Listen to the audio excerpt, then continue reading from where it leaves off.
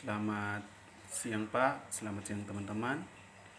Perkenalkan, nama saya Asgab Sadikin Sokan, NIM 1703030064, kelas B semester 7, dosen wali Dr. Andus Yosef Eji Laut MSI, Fakultas Ilmu Sosial dan Ilmu Politik Universitas Nusa Cendana. Pada kesempatan ini di tugas review buku ke-9 Perencanaan dan Kebijakan Sosial ini, saya akan membahas tentang korupsi, kewirausahaan, dan kesejahteraan sosial. Bab 1, pendahuluan dan ringkasan. Sebagian besar populasi dunia hidup dalam kemiskinan. Perkiraan jumlah orang hidup dalam kisaran pendapatan antara kurang dari $1 sehari dan sampai dengan 4 berkisar dari 2 hingga miliar. Globalisasi dan resesi global baru-baru ini telah mempengaruhi individu di negara maju dan berkembang dengan lebih kuat efek di negara berkembang. Meskipun individu di negara berkembang mungkin memiliki tempat terbatas untuk berekspresi ketidakpuasan mereka, aktivitas geopolitik baru-baru ini di beberapa negara maju membawa untuk meringankan ketidakpuasan dengan globalisasi dan resesi global. Para pendukung globalisasi berpendapat bahwa globalisasi berkontribusi pada pertumbuhan ekonomi melalui perkembangan teknologi, kewirausahaan, aktivitas inovatif, meningkatkan efisiensi dan produktivitas. Bukti juga menunjukkan hal itu. Peningkatan perdagangan telah meningkatkan aktivitas ekonomi produktif dalam masyarakat. Gorodnicenko dan kawan-kawan menemukan perdagangan untuk secara positif mempengaruhi inovatif teknologi di suatu negara berdasarkan data perusahaan dan industri dari 18 negara berkembang. Menariknya, mereka menemukan bahwa hubungan positif lebih kuat di tingkat perusahaan daripada tingkat industri. Mempelajari perusahaan di Argentina dan menunjukkan perusahaan itu memodernisasi teknologi ketika dihadapkan pada persaingan dan peluang yang dihadirkan oleh liberalisasi perdagangan. Menunjukkan bahwa keterbukaan perdagangan meningkat inovasi tingkat perusahaan menggunakan sekumpulan perusahaan heterogen dan ukuran inovasi yang mencakup penelitian dan pengembangan. Hemat biaya. Dalam sebuah studi tentang perusahaan Chili, Fernandez dan Paunov 2010 menemukan bahwa ketika dihadapkan dengan persaingan dari import, perusahaan cenderung meningkatkan kualitas produk atau berinovasi produk baru. Beberapa studi memasukkan kasus industri atau negara tertentu, seperti pembuatan katup di Amerika Serikat di Bartel et al., alas kaki di Freeman dan Kleiner, dan perusahaan manufaktur Italia di Bugamelli et al. Semua studi ini menemukan bahwa aktivitas inovasi di perusahaan meningkatkan ketika persaingan importion meningkat. Menyelidiki hubungan antara produk, persaingan pasar, dan inovasi, dan menemukan hubungan berbentuk terbalik. Selama 2 dekade terakhir, Cina telah menjadi aktor penting dalam debat perdagangan. Sejak ekspor meningkat lebih dari 15% per tahun, namun negara-negara di kawasan lain seperti Amerika Latin dan Afrika belum mampu bersaing. Peningkatan aktivitas teknologi di negara maju, negara berkembang lebih mampu meningkatkan dan beradaptasi dengan teknologi baru melalui lompatan teknologi. Terlepas dari pertumbuhan teknologi dan ekonomi, kritikus global berpendapat bahwa manfaatnya belum merata. Organisasi internasional memiliki berjuang untuk mengurangi kemiskinan di seluruh dunia dengan beberapa keberhasilan dalam beberapa tahun terakhir. Menurut laporan Tujuan Pembangunan Milenium MDG United National 2015, orang yang hidup dalam kemiskinan ekstrim jatuh antara tahun 1990 dan 2015.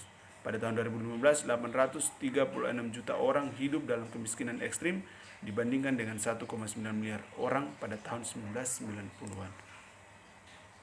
Kemudian baik pemerintah maupun warga negara mendapat manfaat sumber daya dari berbagai jenis dan sumber daya cara yang berbeda untuk meningkatkan kualitas hidup. Acemoglu dan Robinson pada tahun 2013 berpendapat bahwa lembaga politik dan ekonomi memainkan peran penting dalam kinerja ekonomi, kekuatan suatu negara.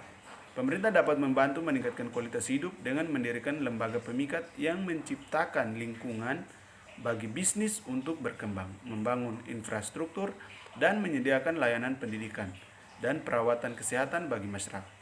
Warga dapat berpartisipasi dalam proses peningkatan kualitas gaya hidup dengan terlibat dalam kegiatan ekonomi yang produktif, membantu menciptakan institusi yang baik, memegang otoritas ikatan akuntabel, dan membutuhkan transparansi. Pemerintah bisa memainkan peran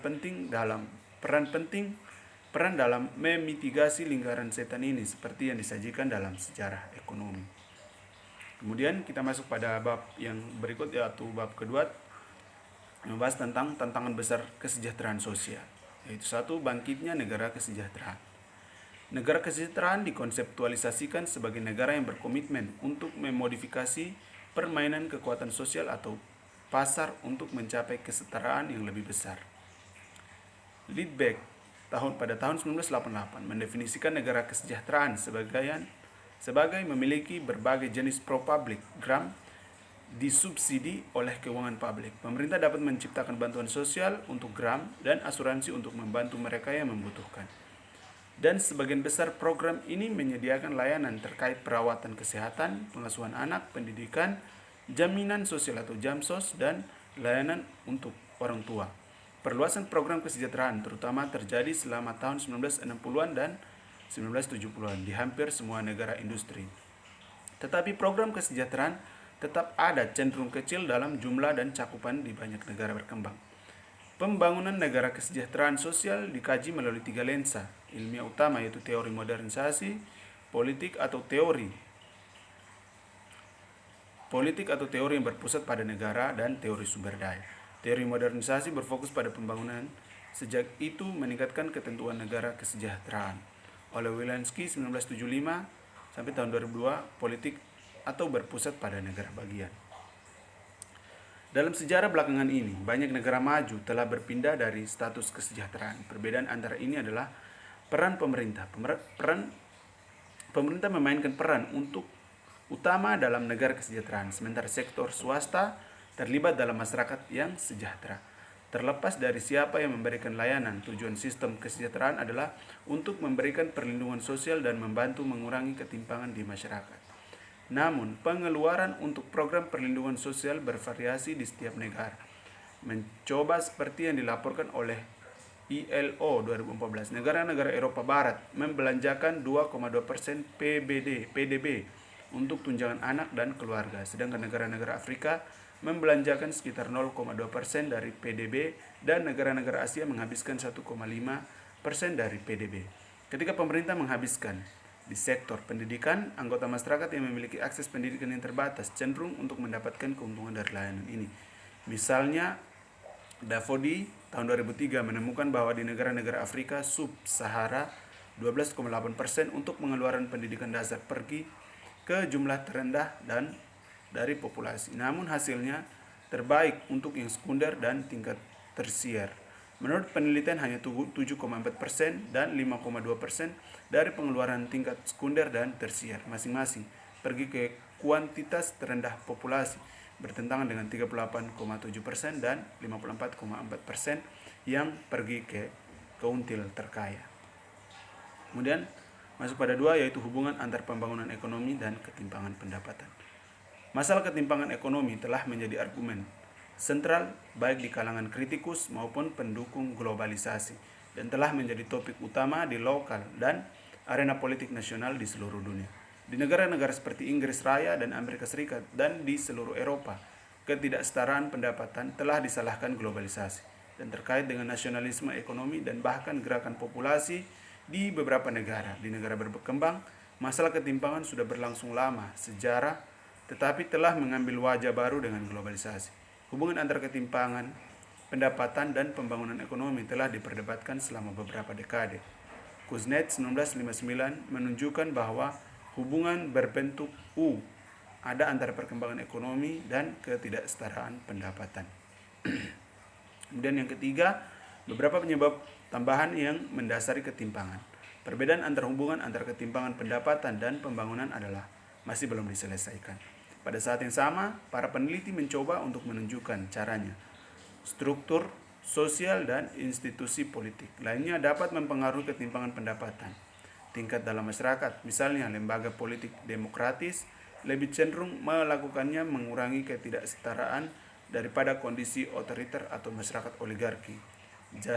Jasser dan Matthews 1995. Seiring dengan kebijakan pendidikan, seiring